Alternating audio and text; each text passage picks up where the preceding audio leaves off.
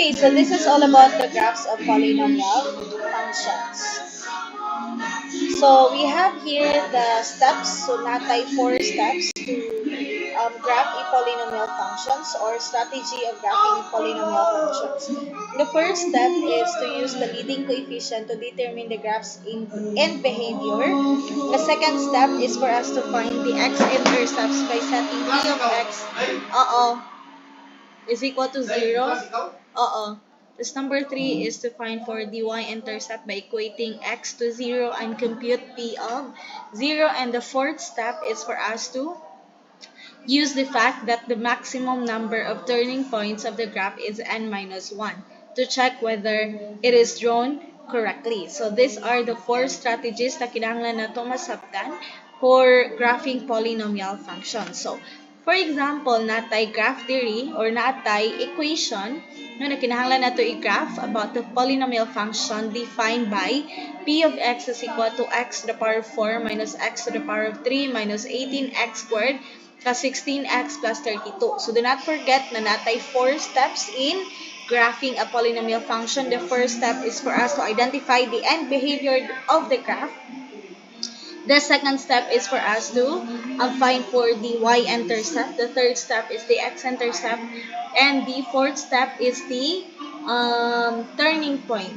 No, so number 1 is, ang ato ra pangitaon is the degree and the leading coefficient. So, ang leading coefficient nato kato siyang number nga ning pilit sa variables nga na ay pinaka-highest na exponent. So, ang ato degree is 4 man, and 4 is even, and then ang ato leading coefficient is 1, and 1 is positive, so natay positive, so nata diri n is positive, tapos even siya, so this means that our graph, the end behavior of the graph is rises to the left and to the right. So rises to the left and to the right. So mao ni siya kini.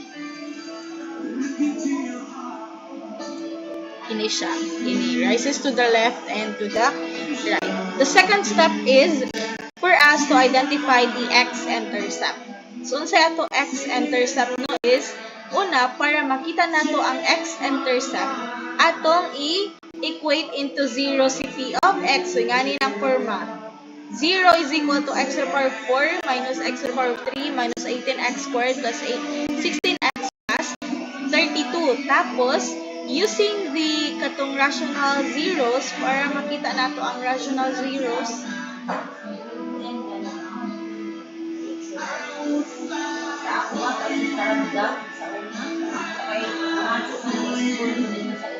Sa register, ma'am.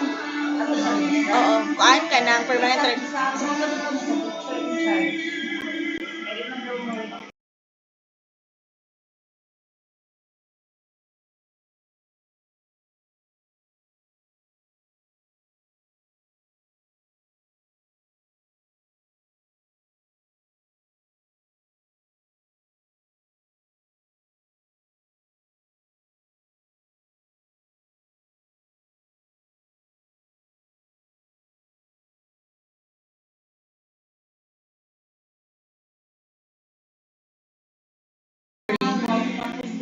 Sige, so nata, i-allow na to na p of 0, 0 ni siya. Tapos, para ma-identify nato ang mga zeros or rational zeros, no, ito ang atong himo, no, katong sa previous nato na topic. So, ato ra gipangita ang mga coefficients. So, nata diri 0, 1, negative 1, 2, negative 2, 3, negative 3, 4, and negative 4. So, nganong nata yung mga x ngay ngani, kay mo ni ang mga rational zeros na ato makita. Di ba kay natay? Kanang ang ato rational zeros di katong p over q siya.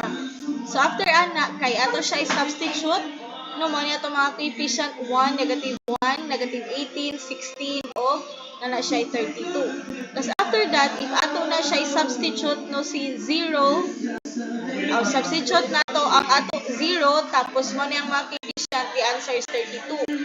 And kung ato siya ipadayon na ata dayo yung ma-result na 0, ma-identify nato na ang mga zeros of p of x is si negative 1, si 2, si 4, o si negative 4. So, mo na ang zeros of p of x are negative 1, 2, 4, and negative 4. Na kung ato siya himuon na ordered pairs kay, of course, si y ang ato 0. So, meaning, kung mag-graph ta, dapat nakaingani siya y0, 2, 0, 4, 0, and negative 4, 0.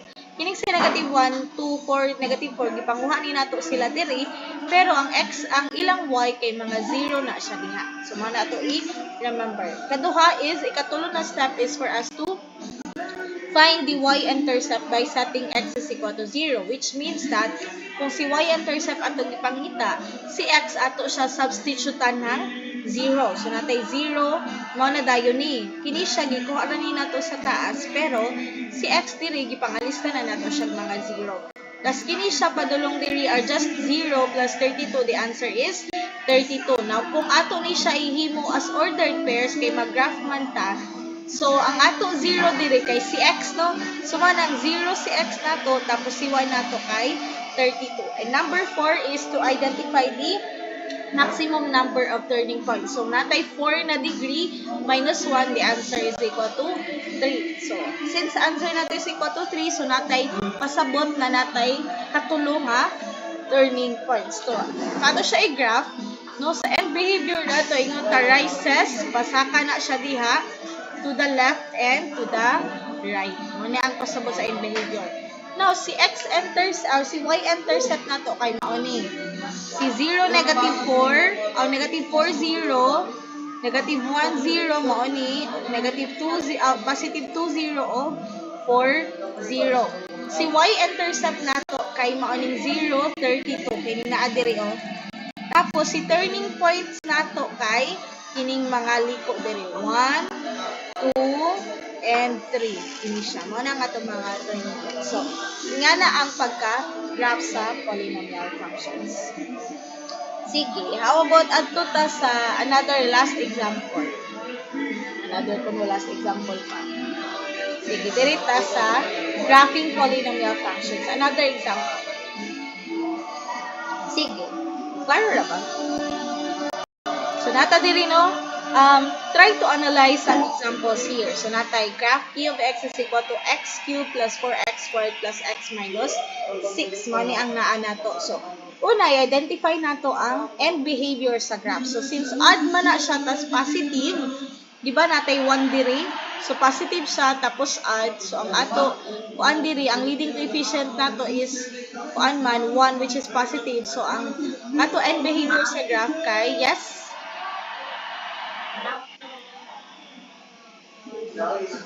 Ay, black ka? Ah, sige, wait lang. Ako sa stop share.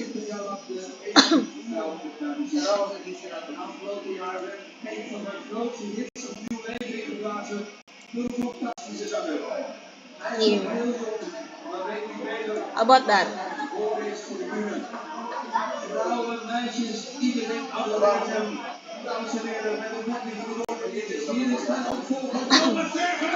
Sige, so